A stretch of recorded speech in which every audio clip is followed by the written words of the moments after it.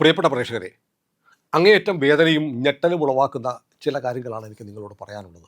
കേരളത്തിലെ ഹിന്ദുമത വിശ്വാസികളെ സംബന്ധിച്ച് ഏറ്റവും പവിത്രമായ, ഏറ്റവും ആരാധ്യമായ സങ്കേതമാണ് നമ്മുടെ പവിത്രമായ ശബരിമല. ശബരിമലയിൽ 2019 ജനുവരി 2-നാണ് പിണറായി വിജയൻ 2 സ്ത്രീകളെ കയറ്റിയത്. അന്ന് ശബരിമലയിൽ യുവതികൾ പ്രവേശിച്ചു എന്നു പറഞ്ഞ് ഒരു വല്ലാത്ത വഷളൻ ചിരിച്ച പിണറായി വിജയൻ്റെ മുഖം കേരളത്തിലെ ഹിന്ദുക്കൾ മറന്നിട്ടില്ല.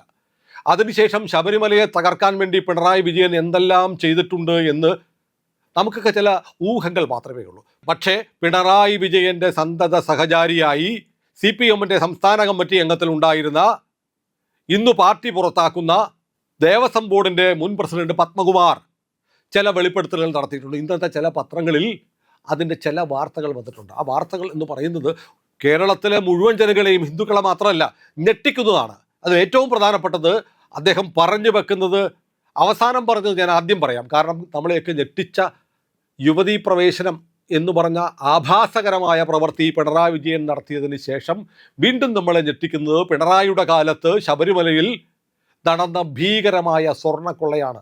ഭഗവാന്റെ ദ്വാരപാലക ശില്പങ്ങളാകെ അടിച്ചു മാറ്റി കോടികളുടെ സ്വർണ്ണക്കൊള്ള നടത്തിയത്.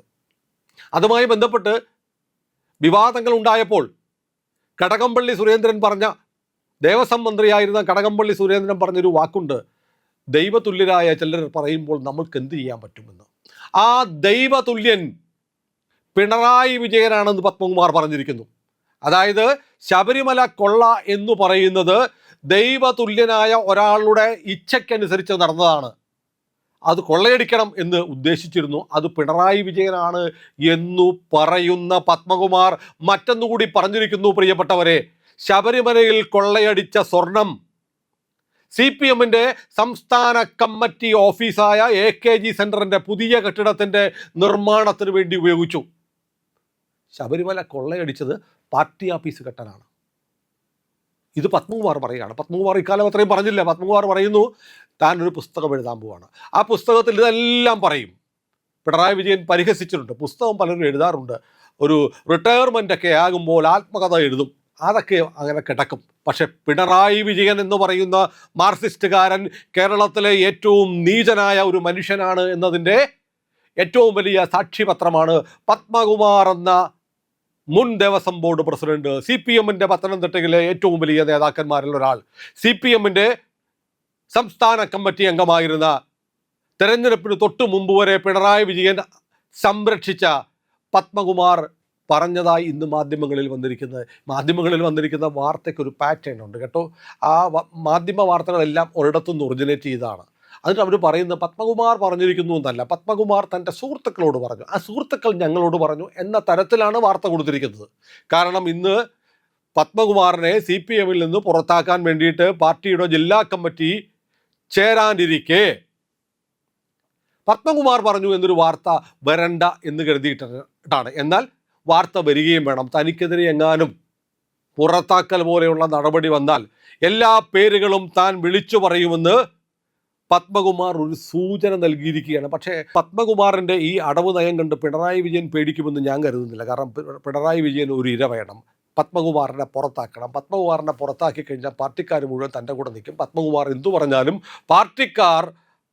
പാർട്ടി ആഫീസിൽ നിന്നുണ്ടാക്കുന്ന ക്യാപ്സൂൾ വിഴുങ്ങി ജീവിച്ചു കൊള്ളും എന്നാണ് പിണറായി കരുതുന്നത്, ഗോവിന്ദൻ കരുതുന്നത്, CPM കരുതുന്നത്. പക്ഷേ ശബരിമല കൊള്ളയുമായി ബന്ധപ്പെട്ട് മാത്രമല്ല, ഒരുപാട് കാര്യങ്ങൾ പത്മകുമാർ ഇനി പറയുന്നുണ്ട്.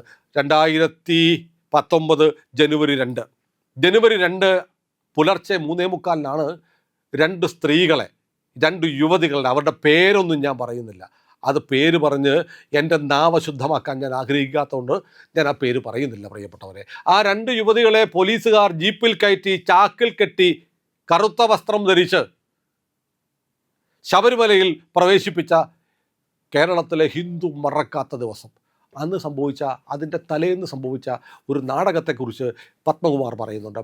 പത്മകുമാറിന് പെട്ടെന്ന് മുഖ്യമന്ത്രിയുടെ ഓഫീസിൽ നിന്ന് അദ്ദേഹത്തിൻ്റെ അഡീഷണൽ പ്രൈവറ്റ് സെക്രട്ടറിയുടെ കോൾ വരുന്നു, നിങ്ങൾ വളരെ പെട്ടെന്ന് തിരുവനന്തപുരത്തേക്ക് വരണം. അങ്ങനെ അടിയന്തരമായി മുഖ്യമന്ത്രിക്ക് പെട്ടെന്ന് കാണണമെന്ന് പറയുകയാണ്. അതുകൊണ്ട് പത്മകുമാർ ഉടനെ കാറും എടുത്ത് നേരെ തിരുവനന്തപുരത്തേക്ക് പോവുകയാണ്. അഡീഷണൽ പ്രൈവറ്റ് സെക്രട്ടറിയുടെ വീട്ടിലേക്ക് എല്ലാവരാണ് പറയുന്നത്. വീട്ടിലേക്ക് ചെല്ലുന്നു. 12 മണിയോടടുപ്പിച്ച് PS-ൻ്റെ വീട്ടിലെത്തുന്നു, PS വിളിക്കുന്നു. PS കാണാൻ തയ്യാറാവുന്നില്ല. നാളെ കാണാമെന്ന് പറയുന്നു. ആ കാഴ്ച നടന്നില്ല. പിറ്റേന്ന് നേരം പുലരുമ്പോൾ പത്മകുമാർ അറിയുന്നത് ശബരിമലയിൽ 2 യുവതികളെ പോലീസിൻ്റെ സഹായത്തോടെ കയറ്റി എന്നതാണ്. പത്മകുമാർ ഞെട്ടിപ്പോയത്രേ.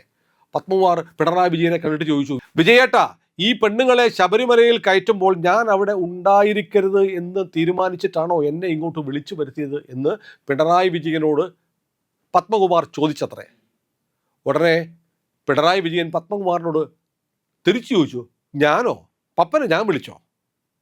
അതെ, അഡീഷണൽ പ്രൈവറ്റ് സെക്രട്ടറി CMന് കാണണമെന്നും പറഞ്ഞ് എന്നെ വിളിച്ചു വരുത്തിയല്ലോ. ഉടൻ പിണറായി വിജയൻ ഫോൺ എടുത്ത് അഡീഷണൽ പ്രൈവറ്റ് സെക്രട്ടറിയെ വിളിച്ച് വല്ലാതെ വഴക്ക് പറഞ്ഞു. അതെല്ലാം കഴിഞ്ഞ് തിരിച്ചു വരുമ്പോൾ അഡീഷണൽ പ്രൈവറ്റ് സെക്രട്ടറി പത്മകുമാറിന് പറഞ്ഞു, നിങ്ങൾ ഒന്നും വിചാരിക്കല്ലേ കേട്ടോ, CM അങ്ങനെയൊക്കെ പറയും. CM പറഞ്ഞിട്ട് തന്നെയാണ് ഞാൻ വിളിച്ചത്. ഇത് മാത്രമല്ല, അന്ന് ശബരിമലയിൽ പത്മകുമാർ ഉണ്ടാവരുത്, പത്തനംതിട്ട ജില്ലയിൽ പോലും ഉണ്ടാവരുതെന്ന് പിണറായി വിജയൻ തീരുമാനിച്ചു. കാരണം പത്മകുമാർ സമ്മതിക്കില്ല.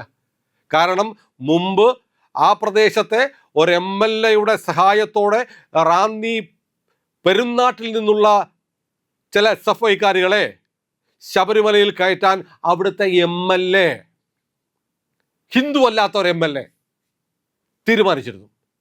തീരുമാനിച്ചപ്പോൾ അതിനെ അതിശക്തമായി എതിർത്ത ആളാണ് ദേവസ്വം ബോർഡ് പ്രസിഡൻ്റായിരുന്ന പത്മകുമാർ. അതുകൊണ്ട് പത്മകുമാർ പത്തനംതിട്ട ജില്ലയിൽ പോലും ഉണ്ടാവരുത് എന്ന് പിണറായിക്ക് വാശിയുണ്ടായിരുന്നു. അതിനാണ് രായ്ക്ക് രായമാനം പത്തനംതിട്ടയിൽ നിന്ന് കാർ ഓടിച്ച് തിരുവനന്തപുരത്തേക്ക് വരാൻ അഡീഷണൽ പ്രൈവറ്റ് സെക്രട്ടറി കൊണ്ട് പറയിപ്പിച്ചത്. തീർന്നില്ല, ശബരിമലയിൽ മറ്റൊരാൾ കൂടി ഉണ്ടാവരുത് എന്ന് പിണറായി വിജയൻ തീരുമാനിച്ചു.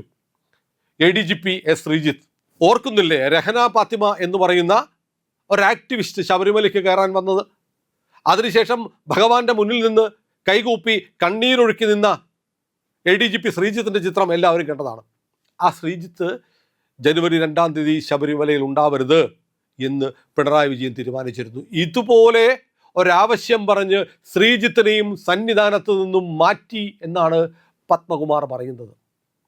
ഇത് മാത്രമല്ല, പത്മകുമാർ വേറൊന്നുകൂടെ പറഞ്ഞിട്ടുണ്ട്. ദേവസ്വം മന്ത്രി ഒരു കത്തെഴുതി കൊടുത്തു.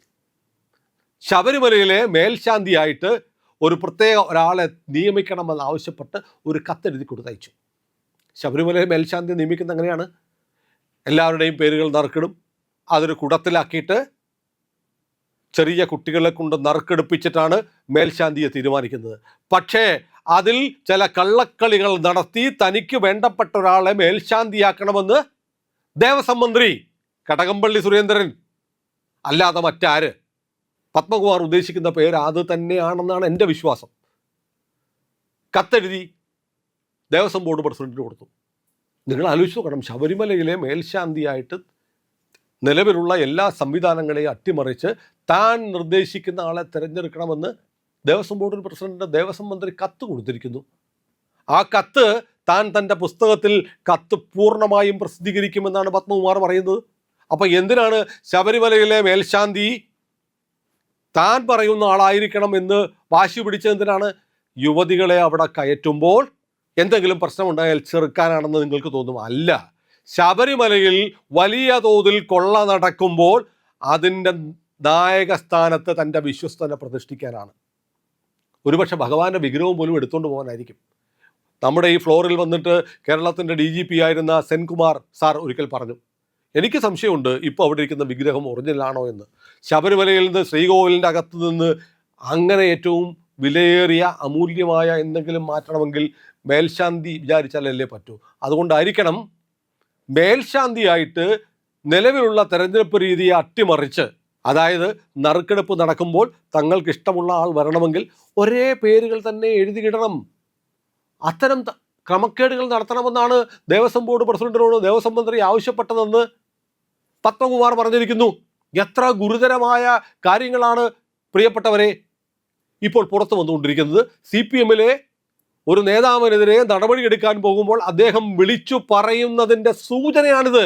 ഇനി പത്മകുമാറിനെ പാർട്ടി നടപടിയെടുത്ത് മാറ്റി നിർത്തിയതിന് ശേഷം പത്മകുമാർ എന്തൊക്കെയായിരിക്കും പറയാൻ പോകുന്നത്? എന്തൊക്കെയായിരിക്കും നമ്മുടെ ക്ഷേത്രങ്ങളെ തകർക്കാൻ? ശബരിമല മാത്രമാണെന്ന് നിങ്ങൾ കരുതുന്നുണ്ടോ? കേരളത്തിലെ എല്ലാ ക്ഷേത്രങ്ങളും കമ്മ്യൂണിസ്റ്റുകാർ കൊള്ളയടിച്ചു. കേരളത്തിലെ എല്ലാ ക്ഷേത്രങ്ങളെയും തകർക്കുക എന്നുള്ളത് ഇവരുടെ പദ്ധതിയായിരുന്നു. ഇവർക്ക് പാർട്ടി ഓഫീസ് ഉണ്ടാക്കാൻ ശബരിമലയിലെ സ്വർണം കൊള്ളയടിച്ച് അതിൻ്റെ പങ്കു പറ്റി എന്ന് പറയുമ്പോൾ ഇവർ ആരായിരുന്നു ഈ കിരാതന്മാർ എന്നത് നമ്മൾ ഓർമ്മിക്കണം, നമ്മൾ ഭയപ്പെടണം. കാരണം ഇവരുടെ നിഴൽവട്ടം കണ്ടാൽ പോലും നമ്മൾ ഭയപ്പെടണം. കാരണം ഹിന്ദുവിനെ തകർക്കാൻ, ഹിന്ദുവിൻ്റെ ക്ഷേത്രങ്ങൾ തകർക്കാൻ കച്ച കെട്ടിയിറങ്ങിയ ഒരു കൂട്ടം രാക്ഷസ കൂട്ടന്മാരുടെ പാർട്ടിയായിരുന്നു CPM. അതിൻ്റെ തലപ്പത്തിരുന്ന രാവണനായിരുന്നു പിണറായി വിജയൻ എന്ന് പറയേണ്ടി വരും. ഏതായാലും പത്മകുമാർ കൂടുതൽ സംസാരിക്കട്ടെ. പത്മകുമാർ പറയുന്ന കാര്യങ്ങൾ നിങ്ങളിലേക്ക് എത്തിക്കാൻ ഇന്ത്യ ലൈവ് ഉണ്ടാവും. ഇന്ത്യ ലൈവ് എന്ന നമ്മുടെ ചാനൽ ഇതുവരെ സബ്സ്ക്രൈബ് ചെയ്യാത്തവർ ഇന്ന് തന്നെ അത് ചെയ്യണം. നിങ്ങൾ കൂടെ ഉണ്ടെങ്കിലേ ഞങ്ങൾക്ക് ഇതൊക്കെ ഇനിയും ഉറക്കെ പറയാൻ കഴിയൂ.